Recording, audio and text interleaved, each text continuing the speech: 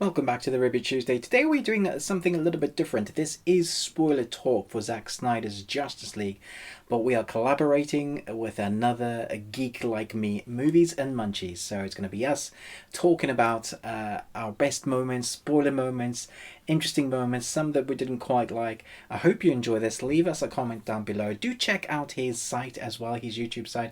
I'll leave all his details below and at the end card so you can understand how much envy I have of his silver beard. He has an awesome silver beard. But for now, let's jump into it. I just wanted to jump straight in and say, did you notice? Because I know you were saying that compared to the first film, it's been a while since you watched the first film, but there are some things that weren't in there. And the first thing I wanted to point out was that there was this whole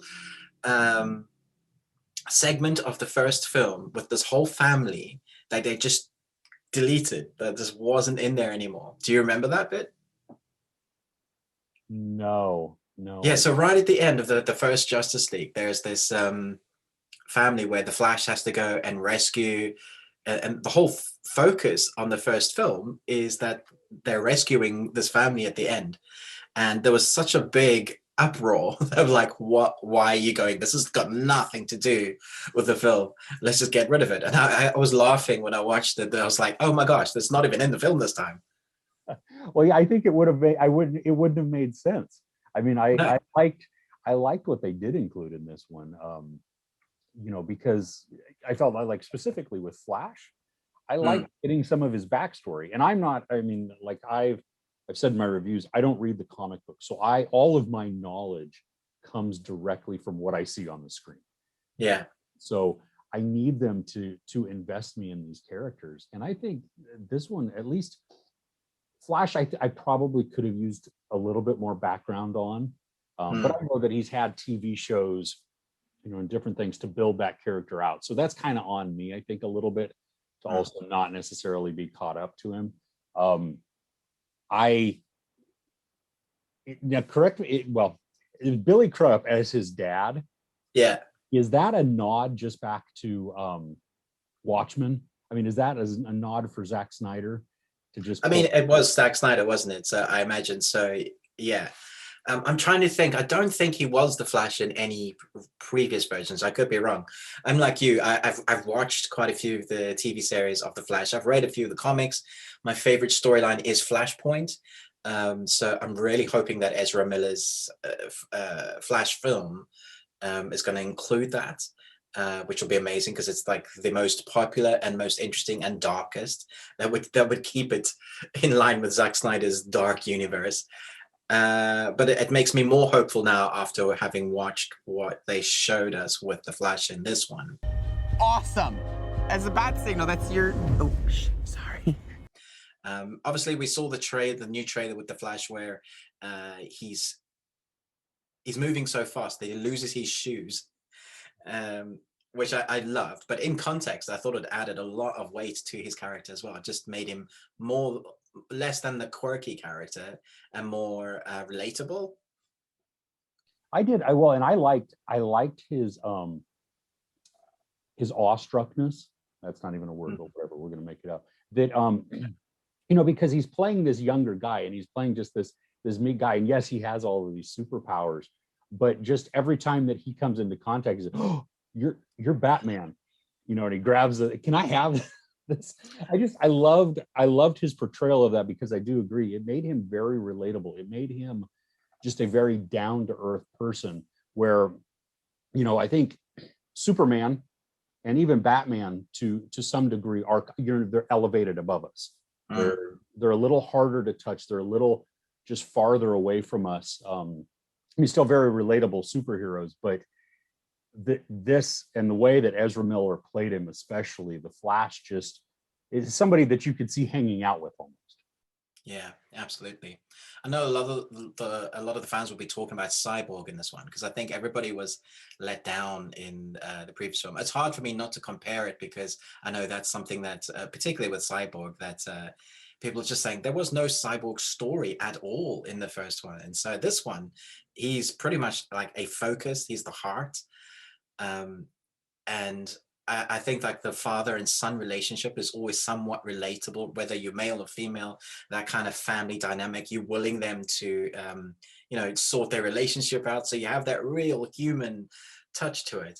But then we see, I don't know if your jaw dropped, but we see his new suit, the way he can fly, which is very cool. But when his mask came over it, I was just geeking out.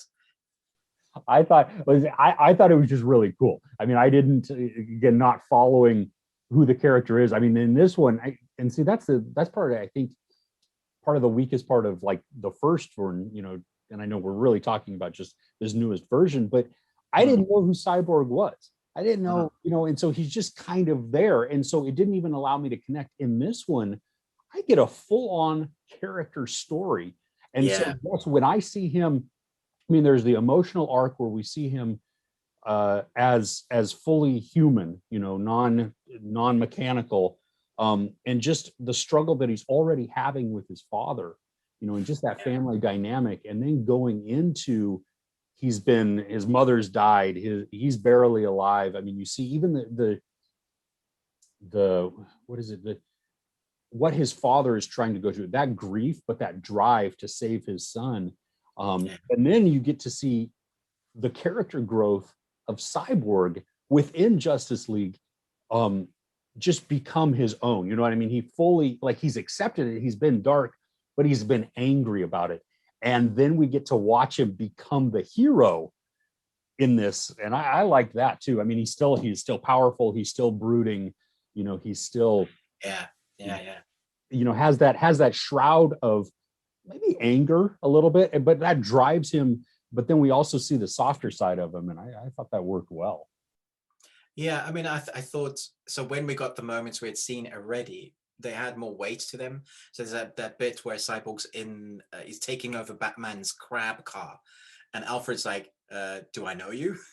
Which, it cracked me up in the first time, but this time it meant so much more to me because you had that story, and I thought, yeah, that's what for me is the biggest improvement of the storyline, really, is that every character seems to have been given time, and that's possibly why it's so long, which boggles my mind because I was wrong in my review. I thought they'd gone out and done a whole bunch of reshoots, and apparently there was only 5 minutes of extra shooting. Everything else was from the cutting room floor. So they had all of this footage that they've just left, and now they've rejigged into some like epic, which leads me to Steppenwolf, because we didn't have a story for him last time. Right. He, like, correct me if I'm wrong. And again, just still going off of my memory from just what I barely remember of the first one, is that he just kind of shows up at the end and he's the bad guy that they have to fight. And there's no emotional pull to him. There's no real weight as a villain. In this one, I mean, I understand his motivation. I understand why he's doing it. I mean, he's been basically exiled away from Darkseid, and is trying to gain that, that good graces again. And so now you understand what he's doing.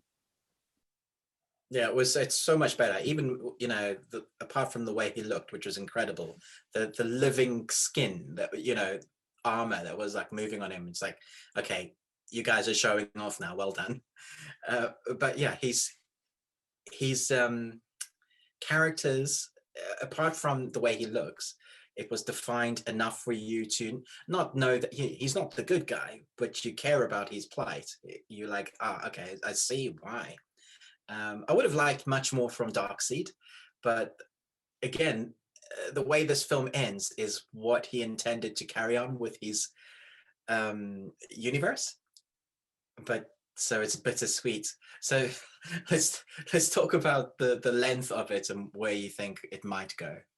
Yeah, so I did feel the time sometimes, and I think it's interesting to know that most of this came from the cutting room floor, that he had already done that. And so that really, I think that speaks so much worse of the predecessor of the, the first one, of how it just got destroyed and that vision wasn't captured. I do think though that sometimes in this first one, like we have that establishing scene with Wonder Woman, where she's at the museum or whatever that is, and she gets to, they have these characters that are just I guess zealots, maybe that's the best word to call them, where they just have their own political or ideological agenda, and they're going to blow up the city blocks just because. I mean, they're very Fight Club. Yeah, they're wasting time for just so that the bomb can go off. They have no intention on negotiating with the cops and everything. And so I love that we get to see Wonder Woman do her thing. I mean, the speed, the whatever she does with her wrists. I mean, the lasso, everything, all of that. I love watching that. Yeah. In this movie, it's unnecessary. Like we could have seen maybe a little bit of her doing something, but that's a large chunk of time to almost establish a character that has already been established for us. And not even interesting. That scene, I think, worked better in the original because we hadn't had what we have now with Wonder Woman. So we've got her sequel, we've got her movie, and we've had so much more of her. But now looking back at that, you're like, yeah, that doesn't quite work. I mean, it's excellent, and I loved seeing her moving faster than a speeding bullet. Very cool, geek moments. But yeah, in terms of pacing and tone, it's it was a bit odd. There were a few like that. Talking about that, the end scene again was me geeking out. So, well, not right at the end. There's this whole sequence where it's just an alternate timeline, alternate universe. The desert sequence where Superman is looking badass. He's got his black suit on. All the geeks are going, "Woo, black suit, Superman!" And then we have Joker, who I was like, you just put him in there because.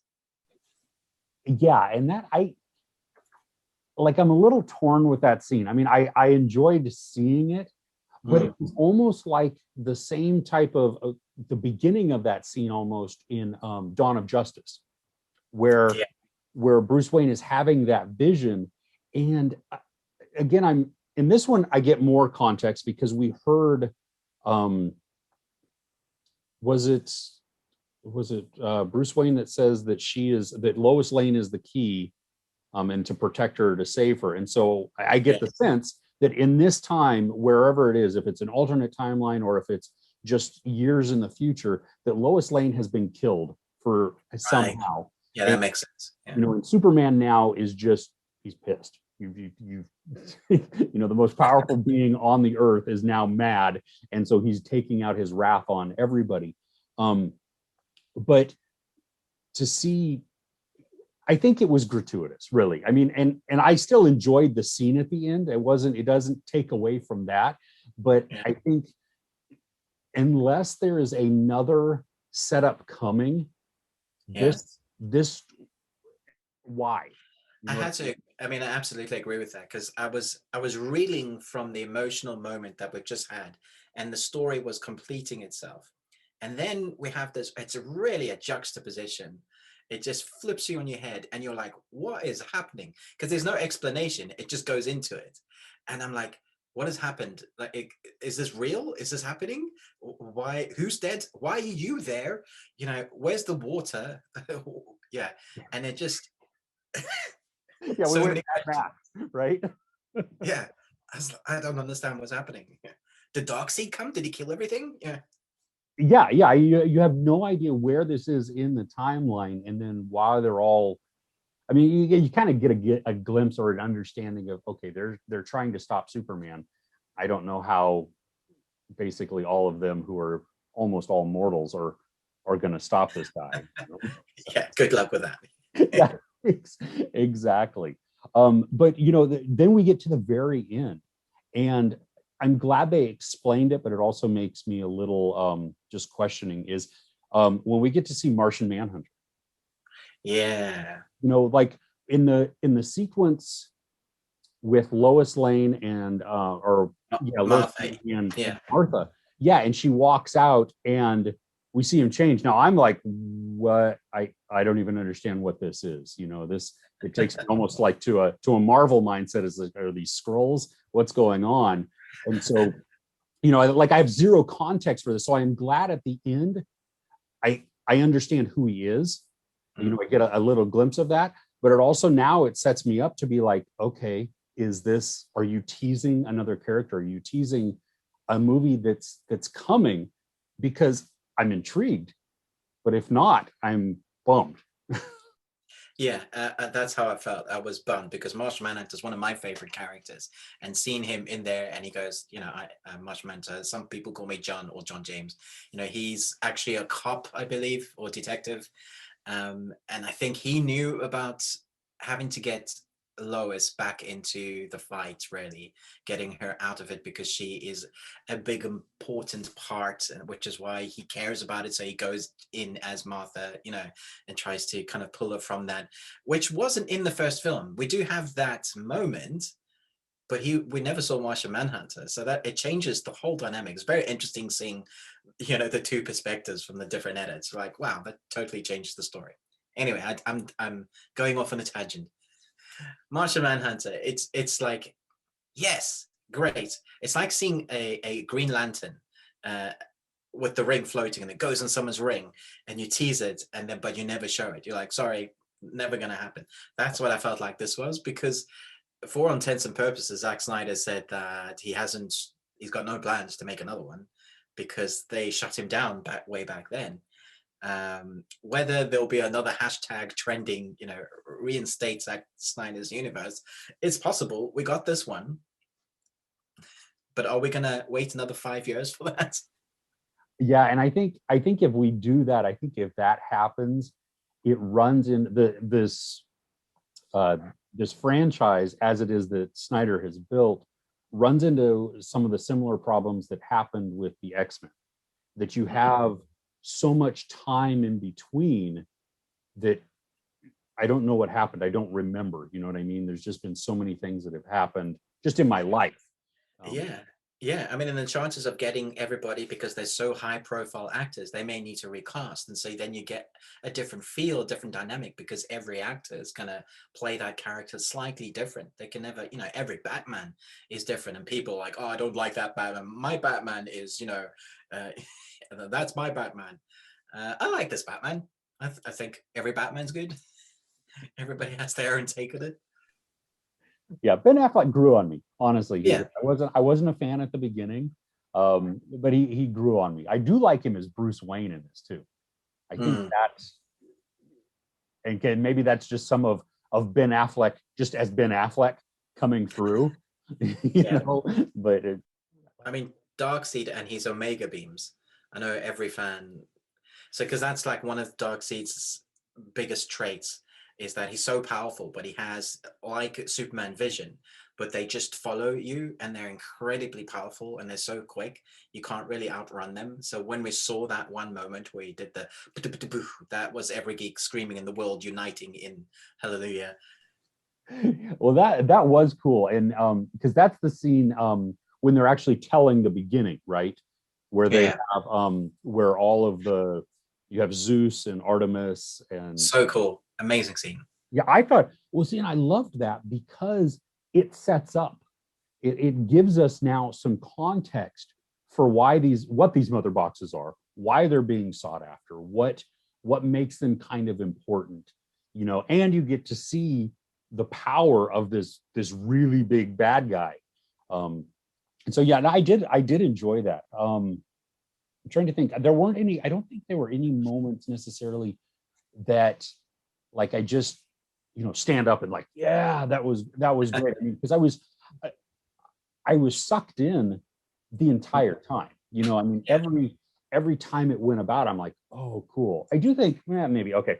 So when I still geek out, just even from when it happened in Dawn of Justice, when Wonder Woman appears and that guitar riff happens, that kind of announces her. And then we get that in this too. And I just love that. I mean, that doesn't really have anything to do with what's going on screen, but it's just that it's that auditory cue of like, oh, something cool is really about to happen. And I just love that riff.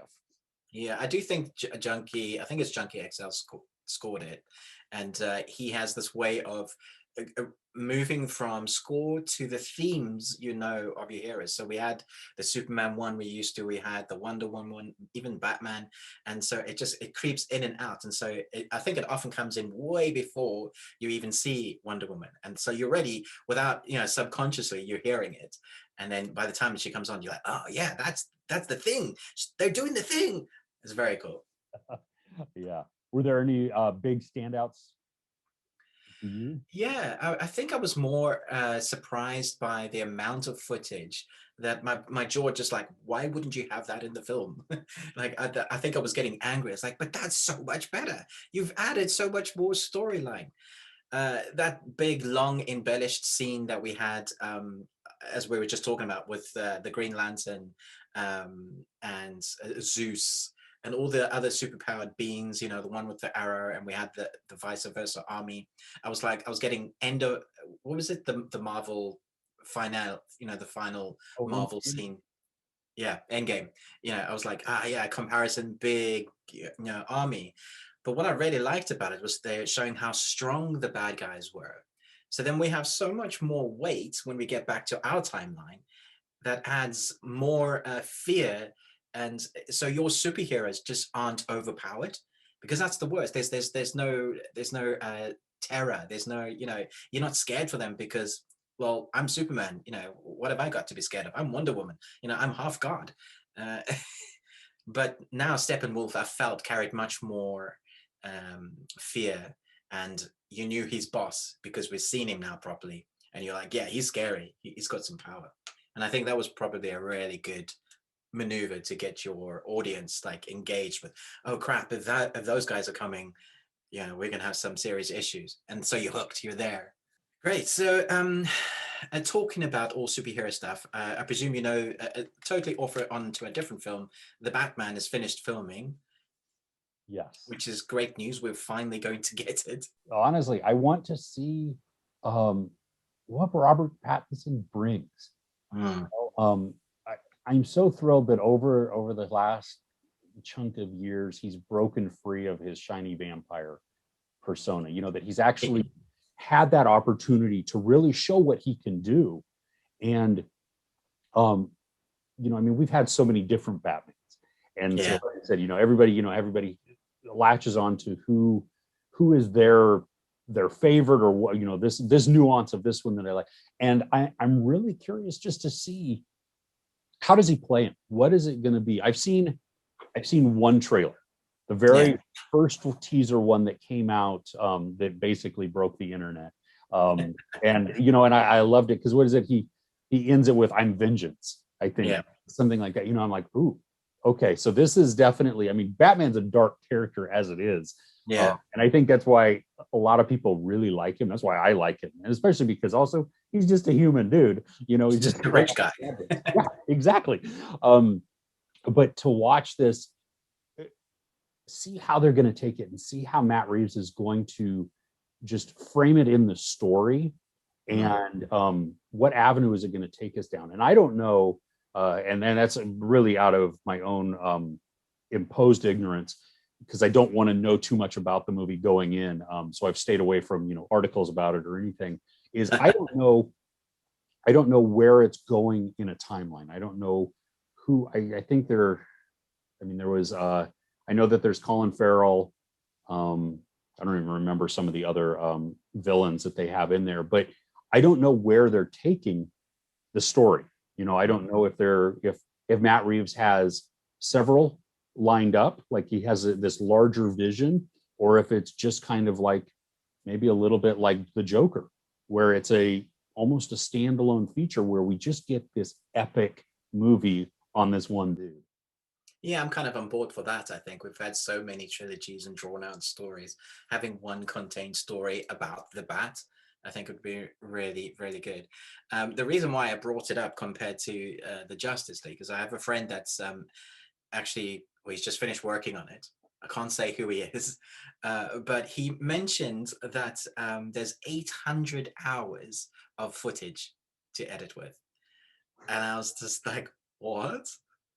How much have you been filming? Apparently they're really, really long takes, and then just do them again and again and again, because Matt Reeves just wants, he wants his shot, and he's not happy until he's happy. And obviously they've done so much reshooting, and then in between COVID, it's just been yeah. So that's a little bit of exclusive. I can't say who it is, but yeah, he's like, you won't believe how much footage we have.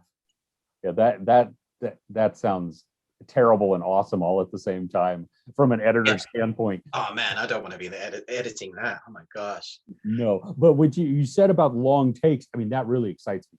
Like, I love long take scenes, and so if they're going to include a bunch of those, I mean, I'll geek out just on that alone. Yeah, I mean, I love clever. I guess you call them one takes, Steadicam shots where they've planned everything out, and people, you have various action calls because you need that person to start walking, or you need that explosion as the car comes past, and then you have that fight sequence. And I mean, obviously 1911 was, yeah, where it's just 1990, yeah, where it's all one shot, kind of cleverly edited. And yeah, so if they can do that with the Batman, I think it's going to be an interesting Batman. It's going to be a different style. It has to. Well, I went on a massive tangent there. we sidetracked. But if you're watching this, let us know in the comments below which was your favorite kind of spoiler moments. What was the standout moment? Or what were you hoping to see? Maybe there's a character that you were like, oh man, I really wanted them to be in this. Who knows? Maybe we'll get an extended edition of Zack Snyder's director's cut. That's interesting too, because I read that it's told in 6 parts with an epilogue. And originally, I think that HBO Max was going to do it almost as a series, so that you could stop, at the end of part 1, come back to it the next day or whatever, and pick right up. And the movie does play out that way because we do have it fade to black.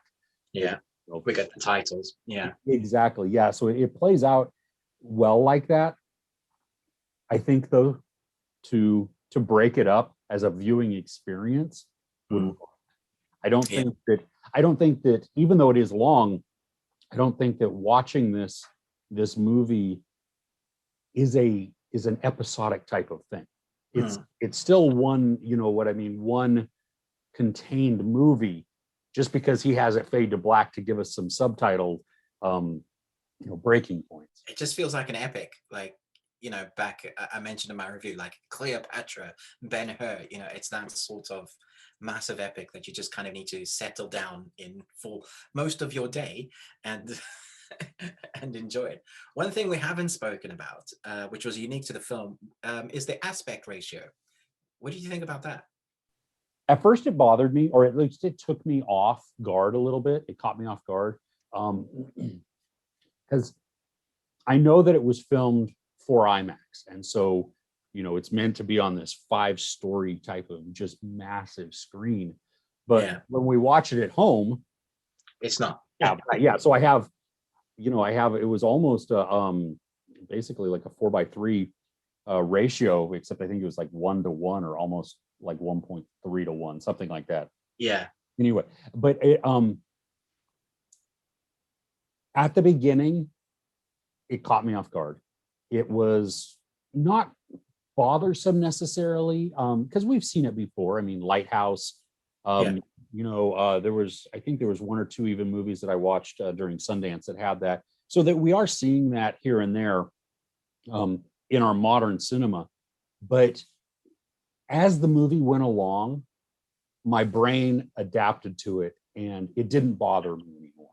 Yeah. I have spoken with some people just through the comments, and they're like, yeah, this is really probably the biggest hurdle that I have. And and they're even acknowledging that they understand that it's a personal hurdle. You know what I mean? Some people are like, to get over it or whatever. But I mean, a visual experience like this, I mean, it comes into play a lot. Yeah. You have to, if something like that is going to break you out of it, I think that's unfortunate. And so how can how can filmmakers, work to better not break people out of that experience? Yeah, I initially thought it was a technique that he was using to show the difference in time, and I expected the bars to come back later, because I know even Amazon did an original series with Julia Roberts, where and then the aspect ratio for the past was that square, almost like phone, and then in the present it was, we get normal 16:9. So I expected that to happen, and then I was like, first hour, second hour, I was like, oh, this is not changing. It's just staying. It's like, okay, got to get it in my head. And like you said, you do get used to it, but it was an interesting choice. It was. Well, and I thought too, like when I think back to The Dark Knight, Christopher Nolan had some IMAX scenes within his, but it was still the widescreen format. All it did was this way, and then it would just squeeze back down a little bit. And so this was an interesting way to do it. I'm curious at what, as it gets released, and people have the opportunity to watch it, does it bother? Does it not bother? Do you even notice it? Had we not said anything, would you have even paid attention to that? Like, oh yeah. Oh yeah, it was square. Exactly. So what other Warner Brother big blockbusters are you looking forward to coming in? Because they seem to be the only ones that are doing, like, they've got it planned out, man. Their list is intense. Yeah. So Godzilla versus Kong. Yeah. So that's the end of the month, right? I believe so. Yeah. That I expect just destruction. I mean, I think it's just going to be a lot of fun. I've done my best to stay away from any social media about it. I think I did watch the very first trailer. You don't want to be influenced too much. Exactly. Yeah. I want to go in and I want to experience it. And I want to just be like, when Godzilla came out, I mean, I was like, when I saw the trailer, I was like, I don't really know what's going on. I mean, I've seen the movies, the predecessors of this, but I don't totally remember it. I don't live in the world. So I'm like, and when I saw it, I was like, hey, this is entertaining. I mean, it's just, I think,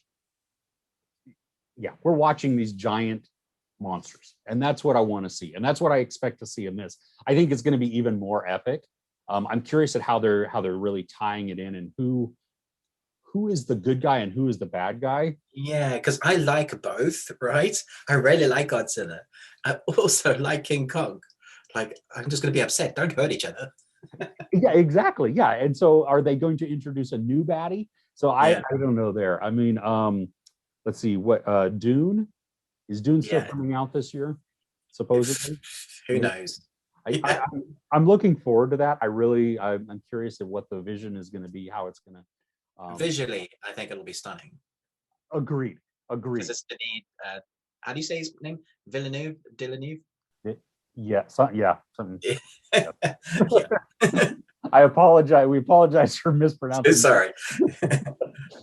But yeah, I think visually, from what I've seen from stills and even that first teaser trailer, I mean, it looked beautiful. We don't even know when we're getting Bond now. Will that film ever come out? Who knows? Does it even exist? Probably not. Yeah. It's all a marketing ploy based around a trailer. Yeah. That's it. Mortal Kombat. I'm actually looking forward to that. I am looking forward to just a bloody action movie. Just go for it. Yeah.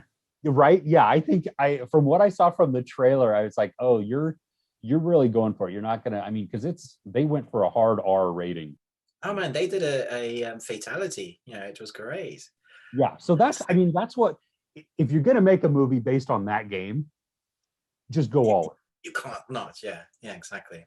Yeah, I want good choreographed fight sequences that doesn't hold back, and I want all the cheesy get over here, a fatality. Just do the game, but in movie style. You'll make fans happy. Yeah, absolutely. That's what really, we're going to see a video game movie, right? Yeah. So if you can deliver some of just this epic fights, and I think with the long takes would be amazing in this, because you can have the fight going on and the camera, swinging around. Man, yeah. As long as they don't do fast cuts, you can't see the fight. No, I don't want that. Yeah, I want to see the action. I want to be at some points up close with it. I want to see, you know, them going at it, and then I want to pull back and I want to see the grandeur and the moves that they're all doing, and you know, the time that they spent to choreograph these fights. Yes, John Wick was great for seeing the moves, but if you go back and watch some of the older martial art films, even the original Mortal Kombat one, they do the fast cutting, you know, all the kicks where they don't really touch each other. They're just doing like spinny flips, and you're like, what are you doing? Are you dancing? Well, I think we've digressed enough. We've spoken about Warner Brothers at length. We got a surprisingly amazing movie, you know, to talk about. Yeah, there's Justice League. Yeah, you know, I mean, like you said in your review, you know, you kept your expectations in check, you know, Yeah. going in and knowing, I mean, especially coming off of what was, you know, it's hard to kind of not keep that in your head and do the comparison, but just look at this. Okay, what is this? Is this a complete vision? Is this a story that was told well? Did they develop characters? Did they not develop characters? You know, how is this? And I think despite its length, Snyder gave us something that's really enjoyable. And I think a lot of people like me even were skeptical, and I think a lot of people are going to be surprised by it at how much they get invested in the story. You know, that I agree. Yeah, the characters who are now developed. We have a villain who has a purpose. So all of that melds together and really gives us something that we can go, wow, I'm glad that this is what we got to see. You know, we get to watch all of these heroes come together, even though they don't necessarily like each other all the time, you know, and they have different motivations even, but yet still coming together. I'm excited for everybody else to see it now. I'm really happy for the fans, because it does feel like Zack has gone, here you go, this is what we wanted, and this is my love for the fans, and this is a film for the fans. Although, if you're not like a diehard fan, I think you're still going to love it. So I think the geek in you will come out. Agreed. Yeah, I think if you can enjoy a good character story, you know, and the fight of good versus evil type of genre, then there is something that you can latch onto in this. I mean, I understand that, you know, people that just stray away completely from the superhero genre, this isn't on their radar. This is not something that necessarily are drawn to. Yeah. But even if you're on the fence about this, I mean, despite the length, that's probably the biggest detractor for anybody who's just kind of on the fence for this, that you go in and you see, you know, you get to watch the development of a couple of characters and watch their arcs grow. And even, I mean, it was interesting to see Aquaman. I think maybe we could have gotten a little bit more.